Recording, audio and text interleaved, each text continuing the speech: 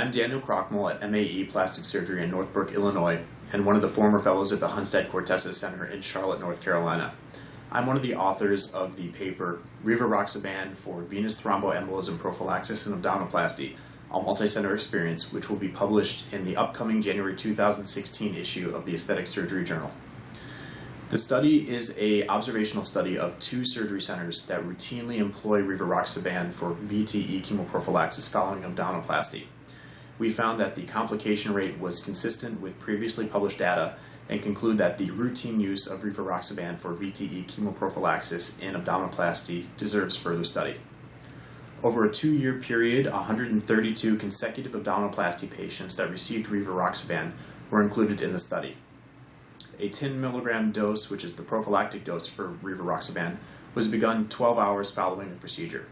Overall, patients did very well, and we had a low hematologic complication rate.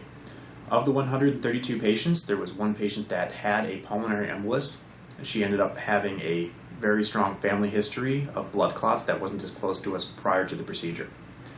We also had 3 hematomas that required operative evacuation. 1 was at a breast site following a concurrent mastopexy, and 2 were at the abdominal site following the abdominoplasty, making our abdominal hematoma rate only 1.5%. Rivaroxaban is an oral factor Xa inhibitor. It's marketed in the U.S. as Xarelto. It's FDA approved for prophylaxis in hip and knee replacement surgery, embolic stroke and atrial fibrillation, and for treatment of DVT and PE, making its use in this study off-label. A typical 1-week course for a patient costs about $90, and we found that patient compliance and tolerance was excellent, given that it is orally administered, compared to our experience with injectable medications in the past.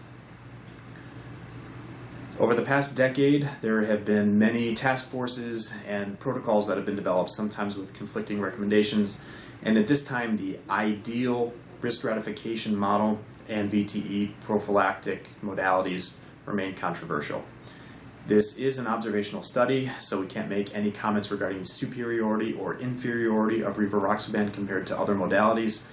However, given the low complication rate that we found in this study, both the Hunstad Kortesis Center in Charlotte, North Carolina, and Gary Culbertson's Irish Surgery Center in Sumter, South Carolina, continue the routine use of Rivaroxaban following abdominoplasty, and we encourage other plastic surgeons to consider its use as well.